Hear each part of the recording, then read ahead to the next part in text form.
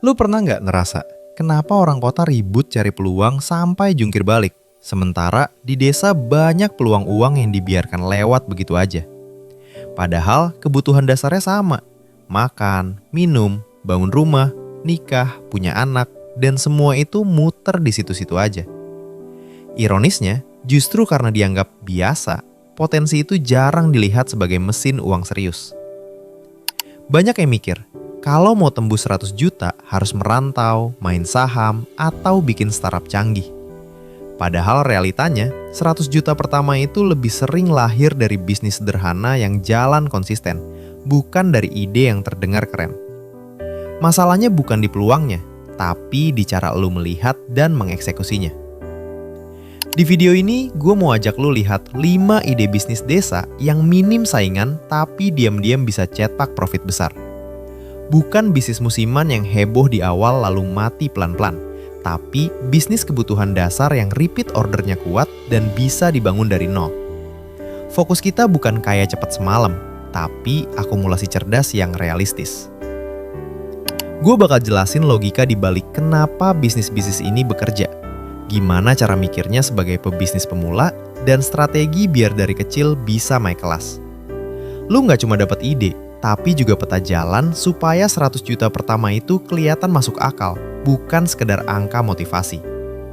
Jadi, kalau lu lagi di titik ngerasa penghasilan mentok, kerja keras tapi nggak nambah aset, atau pengen mulai usaha tapi takut salah langkah, dengerin baik-baik.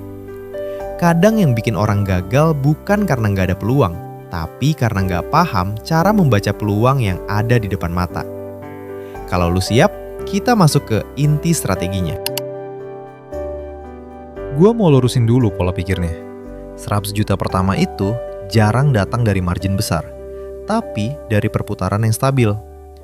Pebisnis pemula sering kejebak cari untung besar per transaksi. Padahal yang bikin rekening tumbuh itu repeat order dan arus kas yang hidup setiap hari. Di desa, kekuatan itu ada di kebutuhan dasar yang nggak pernah berhenti. Ide pertama, distribusi kebutuhan pokok skala mikro. Bukan sekedar buka warung biasa. Lu posisikan diri sebagai penghubung antara grosir kota dan rumah-rumah di desa dengan sistem langganan tetap. Beras, minyak, gula, telur, gas itu bukan produk gaya hidup. Itu kebutuhan yang pasti dibeli. Logikanya sederhana. Margin per item memang tipis, tapi frekuensi belinya tinggi. Misal satu rumah belanja kebutuhan pokok 800.000 sampai 1 juta per bulan, dan lu pegang 40 rumah langganan. Itu sudah perputaran 32 sampai 40 juta sebulan. Dari situ, lu ambil margin wajar 5-10%. Dan yang lu kejar bukan cuma untungnya, tapi kontrol pasarnya. Ide kedua, budidaya ayam kampung dengan sistem pre-order, bukan ternak spekulatif. Banyak orang pelihara ayam lalu bingung jualnya kemana. Akhirnya harga ditekan tengkulak. Lu balik logikanya. Cari pembeli dulu, baru ternak sesuai pesanan. Ayam kampung itu punya pasar luas, dari konsumsi harian sampai acara keluarga. Dengan sistem pre-order, risiko lu turun drastis karena produksi sudah ada pembelinya. Di sini lu belajar satu hal penting. Pebisnis pemula harus mengurangi ketidakpastian, bukan menambahnya. Ide ketiga, pengolahan dan kemasan bumbu dapur lokal. Desa sering punya akses ke cabai, bawang, kunyit, ketumbar, tapi yang dijual mentah. Padahal nilai tambah terbesar ada di proses, bukan di bahan baku.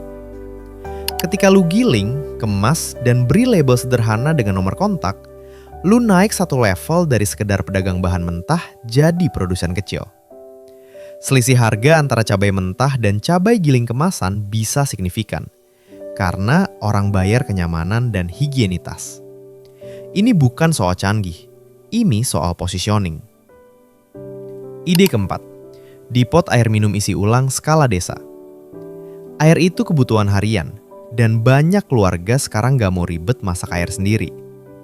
Kalau di satu desa ada 200 kepala keluarga dan 50% pakai galon isi ulang rutin, itu sudah pasar yang jelas. Yang sering salah kaprah, orang lihat dipot air sebagai bisnis pasif. Padahal ini bisnis layanan. Kecepatan antar, kebersihan tempat, dan konsistensi kualitas itu yang bikin pelanggan loyal. Di bisnis seperti ini, reputasi lebih mahal dari mesin. Ide kelima, bank sampah terstruktur dengan sistem tabungan. Banyak yang anggap sampah cuma masalah lingkungan. Padahal dari sisi bisnis itu komoditas. Plastik, kardus, logam, semua punya harga. Dan kalau dikumpulkan kolektif, nilainya signifikan. Lu bikin sistem sederhana. Warga stor sampah, dicatat sebagai saldo, lalu hasil penjualan ke pengepul dibagi sesuai berat storan. Secara psikologi, orang lebih semangat kumpulin sampah kalau merasa itu tabungan, bukan cuma buang barang. Di sini, lu bukan cuma cari uang, tapi bangun ekosistem. 5 ide ini kelihatannya sederhana, bahkan mungkin terlalu biasa. Tapi justru karena biasa, pasarnya luas dan bisa diterima semua orang tanpa segmentasi ribet. Sebagai pebisnis pemula, tugas lu bukan cari ide paling unik, tapi cari kebutuhan paling konsisten. Di tahap awal, fokus lu bukan langsung mikirin 100 juta. Fokus lu adalah memastikan bisnis ini punya 3 hal. Arus kas rutin, pelanggan tetap, dan biaya operasional terkendali. Kalau 3 ini kuat, angka 100 juta itu bukan lagi mimpi, tapi hasil dari akumulasi disiplin. Sekarang, kita pantang asumsi yang sering bikin orang gak jadi mulai. Banyak yang bilang, bisnis desa kecil, gak mungkin bisa tembus 100 juta. Padahal, menurut data BPS, lebih dari 60% perputaran ekonomi nasional ditopang oleh UMKM. Dan sebagian besar itu, bisnis sederhana berbasis kebutuhan harian. Masalahnya bukan di skalanya, tapi di cara lu mengelola arus kas. Pebisnis pemula sering mencampur uang usaha dan uang pribadi. Akhirnya nggak pernah tahu sebenarnya untung atau cuma muter uang. Dari awal, lu harus pisahkan rekening atau minimal pembukuan harian yang disiplin, walaupun cuma pakai buku tulis.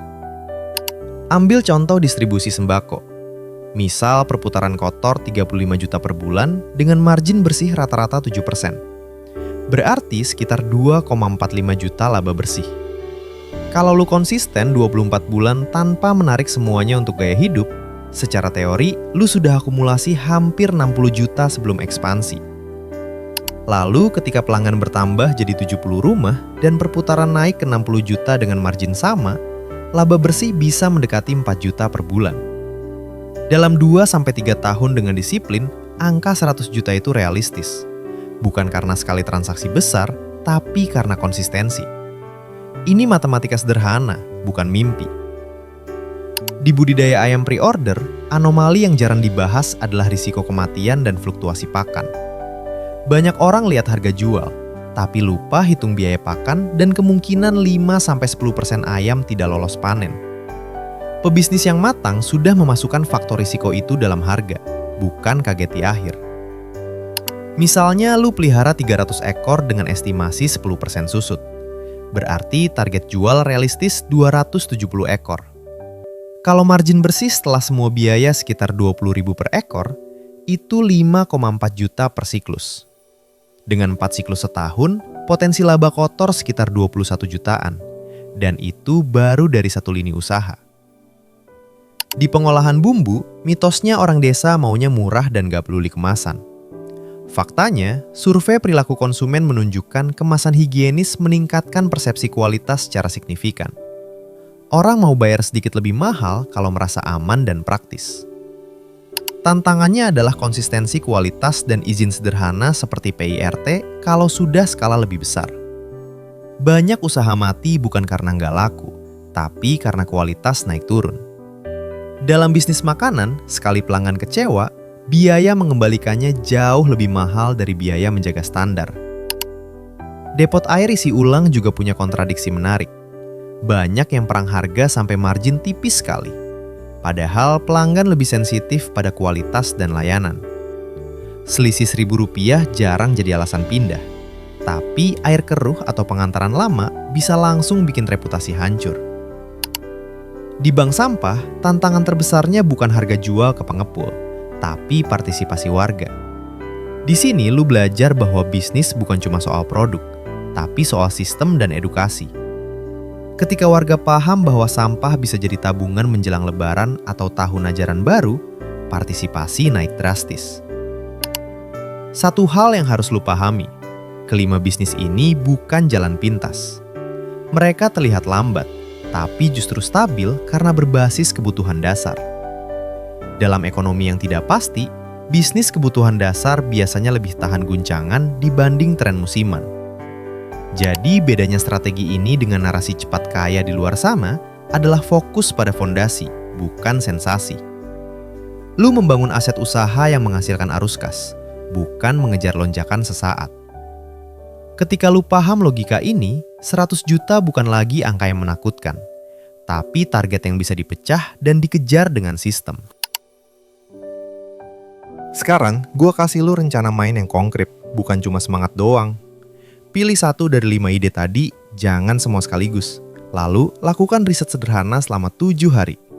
Catat berapa rumah di sekitar lu, kebiasaan belanja mereka, dan siapa yang sudah jadi pemain di sana. Setelah itu, hitung kebutuhan modal realistis dan siapkan dana cadangan minimal untuk 3 bulan operasional. Jangan pakai seluruh tabungan, sisakan ruang napas supaya lu nggak panik kalau bulan pertama belum sesuai harapan. Pebisnis yang tenang selalu lebih rasional dalam ambil keputusan. Di bulan pertama, fokus lu bukan keuntungan besar, tapi validasi pasar. Pastikan ada pelanggan yang benar-benar repeat order, bukan cuma beli sekali karena penasaran. Kalau sudah ada 20-30 pelanggan tetap, itu sinyal bahwa fondasi mulai terbentuk. Disiplin pembukuan harian itu wajib, sekecil apapun transaksinya. Lu tulis pemasukan, pengeluaran, dan stok supaya bisa lihat pola dan kebocoran. Banyak usaha gagal bukan karena sepi, tapi karena pemiliknya nggak sadar margin tergerus perlahan. Sisihkan minimal 30% laba untuk ekspansi atau cadangan. Jangan langsung dinaikkan ke gaya hidup. Di tahap awal, bisnis adalah bayi yang butuh asupan, bukan mesin ATM pribadi. Kalau lu tahan diri 1-2 tahun, efeknya berlipat di tahun ketiga dan keempat. Secara mental, lu juga akan berubah. Ketika punya usaha yang menghasilkan arus kas sendiri, rasa percaya diri dan kontrol atas hidup meningkat drastis. Lu nggak lagi sepenuhnya tergantung pada satu sumber penghasilan. Hambatan pasti ada, entah pelanggan komplain, harga bahan naik, atau pesaing baru muncul. Kuncinya bukan menghindari masalah, tapi cepat evaluasi dan adaptasi. Setiap bulan lu harus tanya, apa yang bisa diperbaiki, apa yang bisa ditambah nilai. Jangan takut kolaborasi dengan tetangga atau pelaku usaha lain. Di desa, jaringan sosial itu aset besar yang sering diremehkan. Ketika lu dikenal jujur dan konsisten, promosi dari mulut ke mulut bisa lebih kuat dari iklan berbayar. Pegang prinsip sederhana ini, stabilitas dulu baru ekspansi. Jangan buka cabang atau tambah lini produk sebelum yang pertama benar-benar rapi. Pertumbuhan yang terlalu cepat tanpa sistem justru sering jadi penyebab usaha tumbang. Kalau lu jalankan langkah ini dengan sabar dan disiplin, perlahan bisnis bukan cuma sumber uang, tapi sumber kekuatan finansial. Dan di titik itu, lu mulai sadar bahwa perubahan ekonomi bukan soal keberuntungan, tapi soal keputusan yang diulang setiap hari. Jadi, sekarang lu sudah lihat gambaran besarnya. 100 juta pertama itu bukan hasil satu gebrakan besar, tapi hasil dari sistem kecil yang dijalankan konsisten. 5 ide tadi bekerja karena mereka menempel pada kebutuhan harian, bukan pada tren yang naik turun. Disitulah letak kekuatannya. Distribusi sembako, ayam pre-order, pengolahan bumbu, depot air, dan bank sampah, semuanya sederhana tapi punya arus kas yang nyata. Kuncinya ada di kontrol biaya, disiplin pembukuan, dan keberanian menahan diri untuk tidak menghabiskan laba di awal. Senjata utamanya bukan modal besar, tapi konsistensi dan cara berpikir jangka panjang. Lu nggak perlu menunggu kondisi sempurna atau peluang spektakuler. Yang lu butuhkan adalah keputusan untuk mulai dari satu titik, menguasainya, lalu naik perlahan dengan sistem. Ketika arus kas stabil dan aset usaha tumbuh, rasa aman finansial itu ikut terbentuk. Sekarang pertanyaannya bukan lagi ada nggak peluangnya, tapi lu berani nggak mulai dan bertahan. Coba tulis di kolom komentar, dari 5 ide tadi, mana yang paling masuk akal buat kondisi lu sekarang, dan kenapa? Kalau video ini ngebuka cara pandang baru soal uang dan bisnis, share ke orang terdekat lu. Karena perubahan ekonomi itu lebih kuat kalau dibangun bareng-bareng.